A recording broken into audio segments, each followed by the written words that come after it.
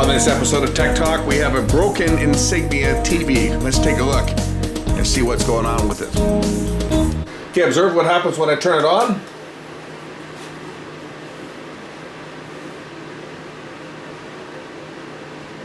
We get a picture, and then the picture goes out. Well, it actually didn't get a picture. We had some snow there, but the picture went out. I'll hook up a cable to it so that we can actually get a picture on this thing, if we can indeed get a picture. Now this is actually one of my monitors. I've had this thing for several years. This is probably one of the first LCD TVs I bought that was not a name brand. It's an Insignia brand, which is one that's sold by Best Buy.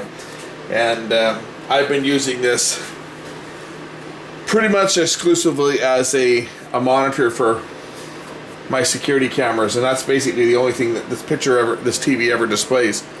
Looks like we may have a backlight problem on this thing. So if I turn on my flashlight, I can actually still see an image on the screen faintly. Let's see if I can get a shot of it on camera so you guys can see it too. Might be a little easier to see with snow on the screen. So you can see the snow in behind here, and behind the beam. So we know that the panel is still working. What's happened on here is the backlight's gone out. So I'm going to get the back off this set and see what's going on with the backlight. Now this is not an LED set. This is a conventional LCD TV.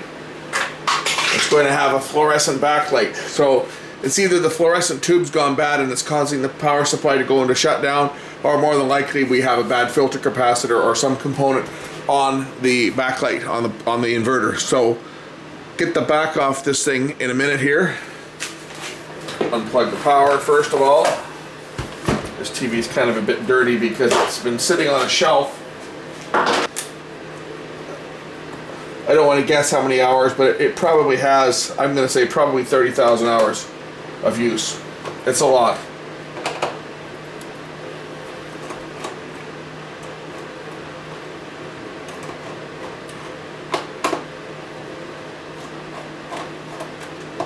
So it really doesn't owe me anything if it's not repairable, but at the same time, if I can fix it, I don't want to throw it out just yet.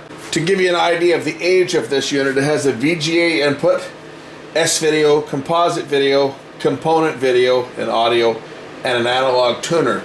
It does not feature a DVI or an HDMI.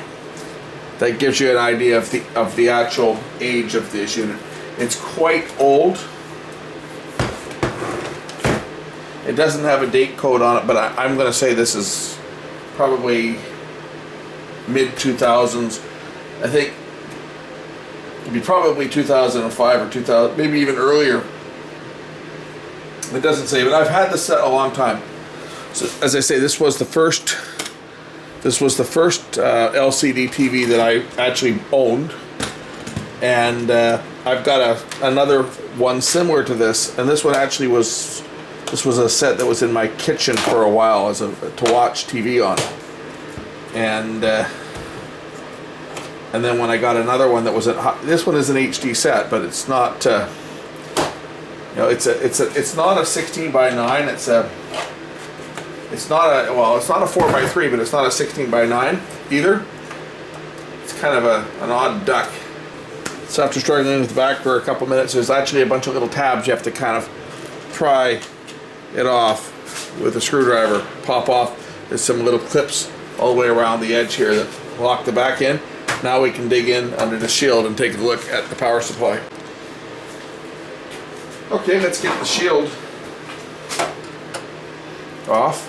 Now you notice these old TVs, they had a lot of shielding on them because there really were concerns that these things were going to cause a lot of interference to radio.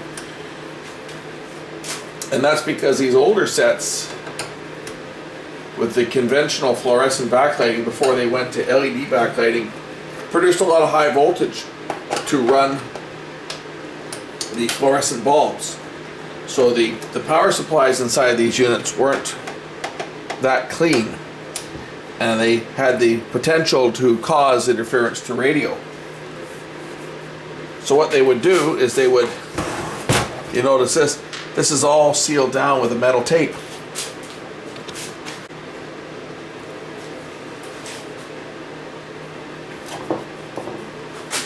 So we have to get this sealing tape off of here, because there are more screws that are going to be underneath here.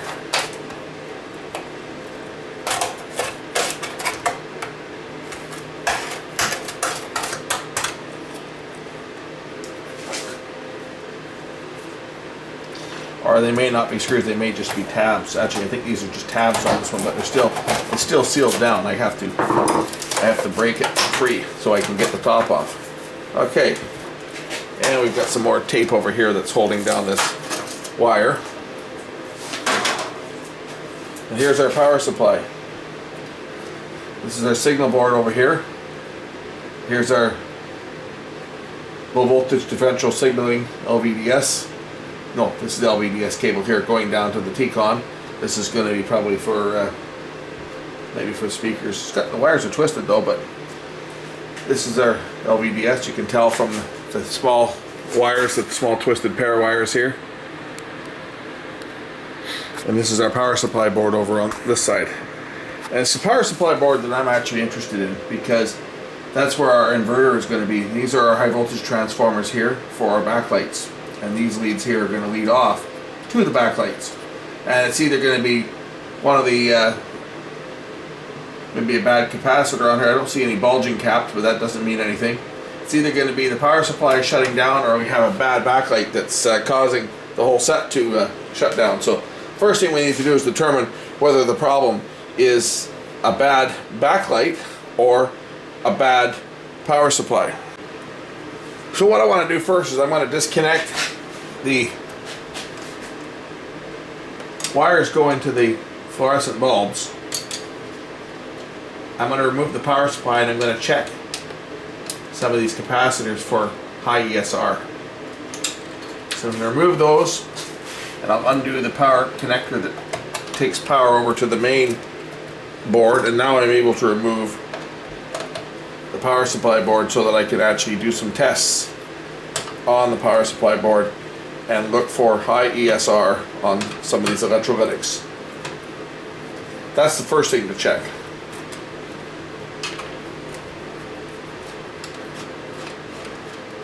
It could be a bad backlight, but and this thing certainly does have lots of hours on it. Oh, that screw is kind of a bit loose,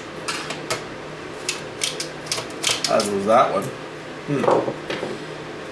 I mean, it could very well be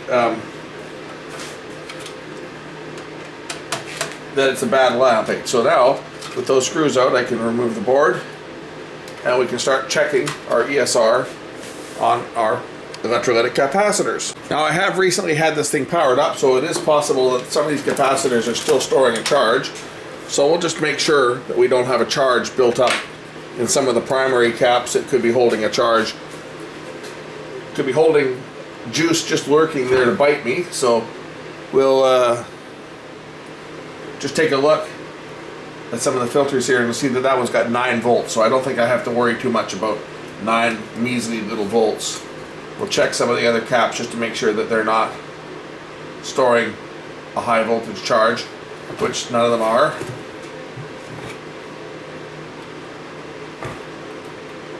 So, okay, the board is safe to work on.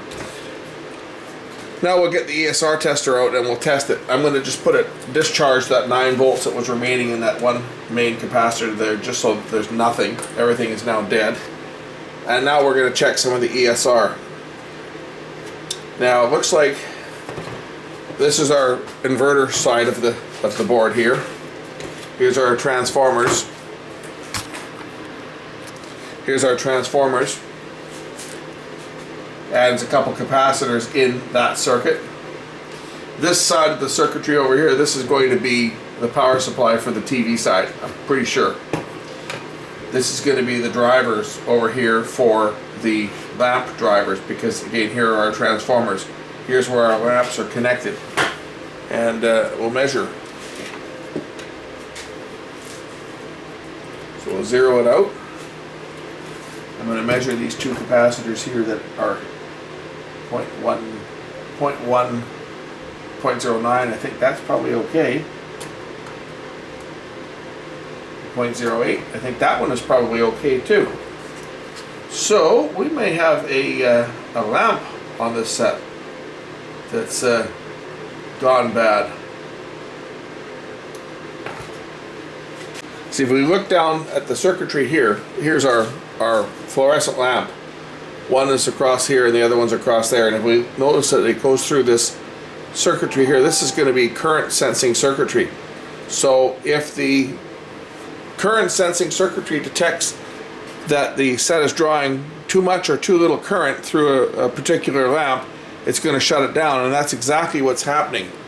Is the set turns on, the backlights come on for a few seconds, and then they shut off.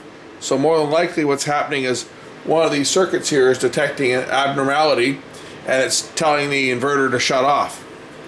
So we need to determine which lamp is causing the problem. If we've got a dead lamp, the TV would still be watchable, but obviously there'd be a dark portion on the screen. So let's put the inverter back in, and I'm take a look at the screen, and we'll see if one side of the screen is darker than the other.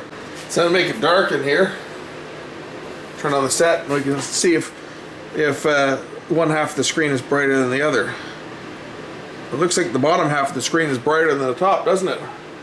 So I would think that maybe one of our lamps that's shot on this thing might be one of the top bulbs. I've now unplugged the bottom lamp, and we'll take a look at how the top lamp looks when it fires up. Watch the color of the lamp. Watch the color of the snow. Okay? Our snow is nice and clear. If we look at it again, still going into shutdown because the set's determining that there's a problem and it's shutting down.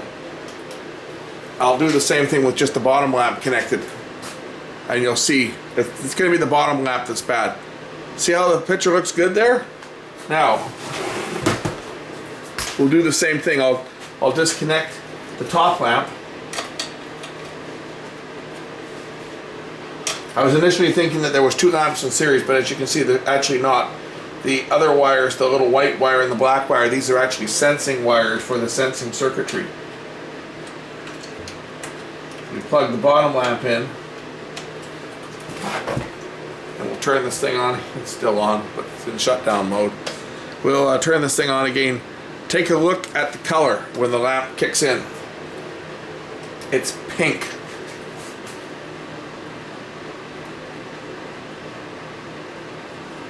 See that?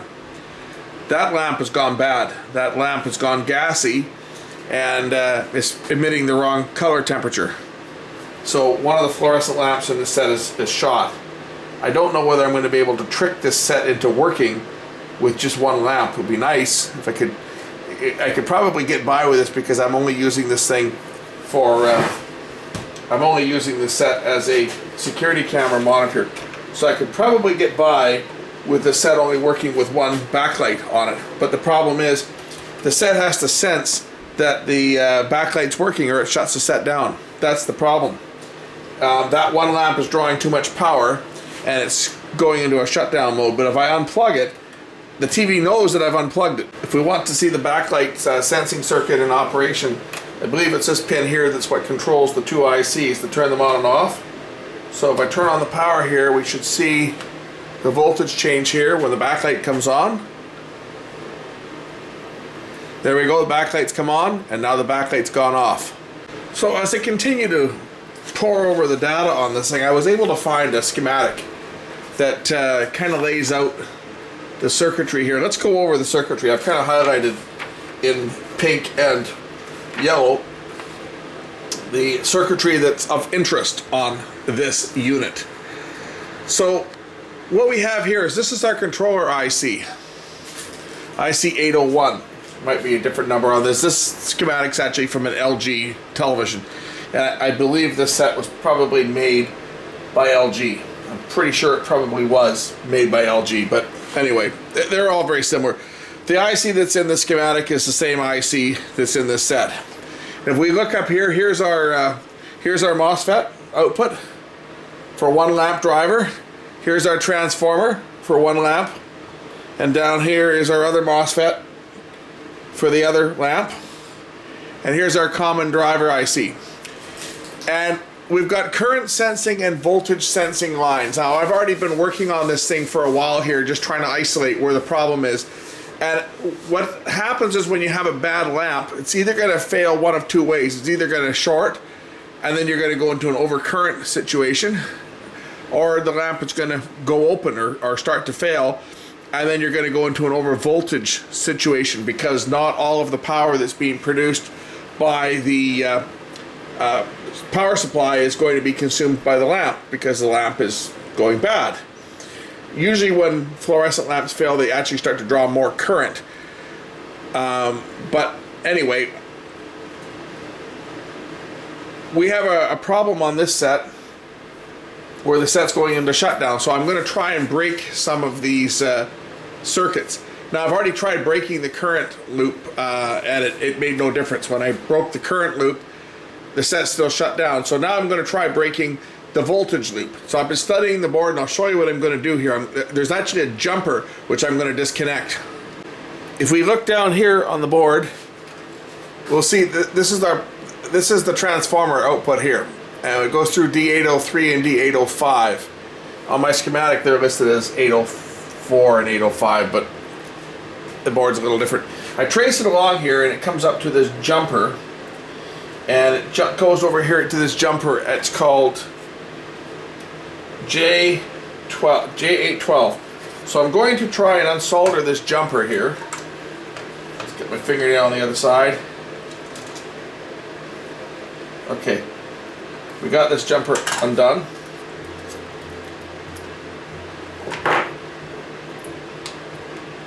Okay, so there we go. So I've taken out this jumper, J812. That should break the voltage monitor loop for the one lamp. The lamp that I've determined is the one that's failing, the one that lights up kind of pinkish when it turns on. So I've already tried breaking the current loop on that, and it didn't have any effect. So we're going to try breaking the voltage monitor side of things now, and I'll just place my board support back in here so that I don't break the board when I plug in the power. And I'm only going to put like 2 screws in this thing to hold it in place, just long enough for testing, because I don't know if this is going to work or not, but it might not. But we'll see whether we can get this TV to actually stay on for more than 5 seconds. So we'll reconnect, and I'll connect up the bad lamp too, because it is lighting, it's just not lighting properly. We'll get our power cord.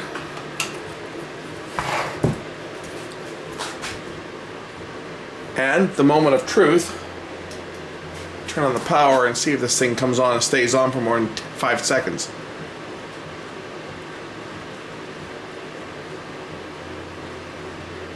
Okay, so what have we learned? We have a bad backlight. Color's actually starting to change now. See, the pink has gone away. Still a little bit pink, I guess, but not like it was. But now we've got a TV that's working, because what I've done is I bypassed the overvoltage shutdown, or the voltage monitor, I should say. We'll hook up my coax to it, and we'll see that I have a picture. Perfectly serviceable. It's my set. All I use it for is monitoring those cameras, so I can see if there's somebody at the front of my house when I'm in the back. So, hey, we saved one from the scrap heap. Yes, it took me a while to figure out what to do, and I really did need to track down a schematic, which I was able to find one that was close enough that had the same circuitry so that I could break this down and find a solution. I've changed no parts on this. The only thing I've done is disconnect that jumper, which provided the feedback loop for the over voltage from one of the 2 transformers. The other voltage one is fine. And I think if I were to disconnect both of them, the set probably wouldn't work. But it's not detecting an abnormality from an over voltage due to a bad lamp. So this one can go back into service. Now I can just put the whole set back together, put the rest of the screws in here, and put this thing back together and put it back in service. So let's do that. Let's put the screws back in and put the back on it.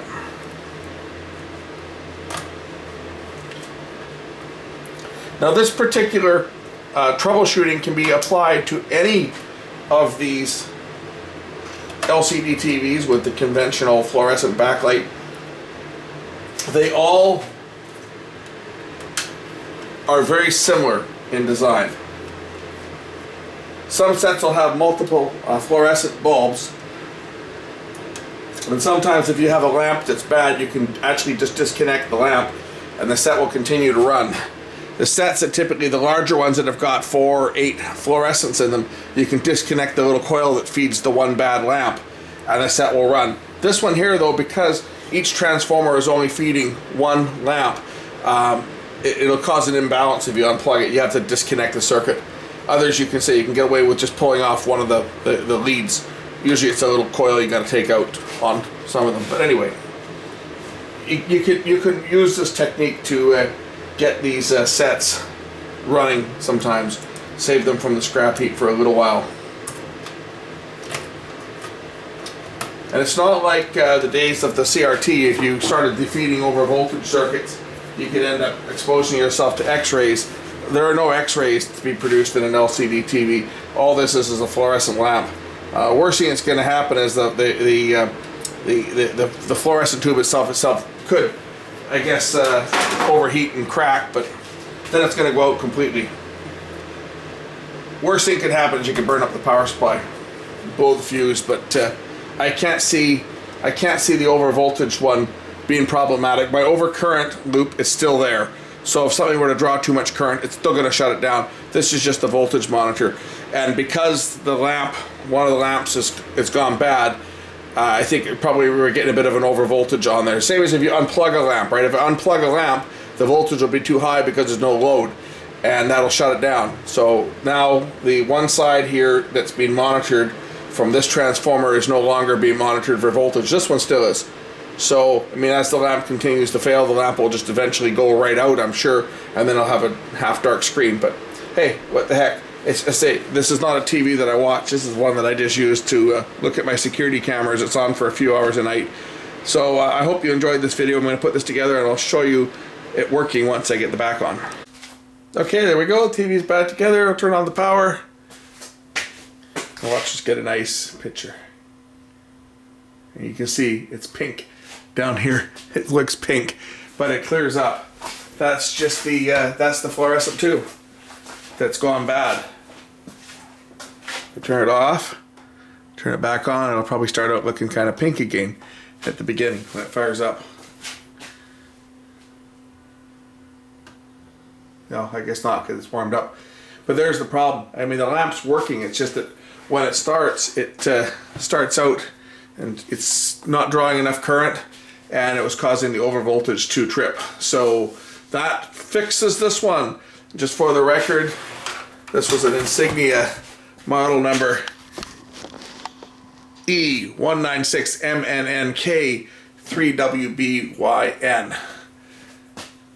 A set sold by Best Buy, Future Shop, whatever. Insignia is their house brand.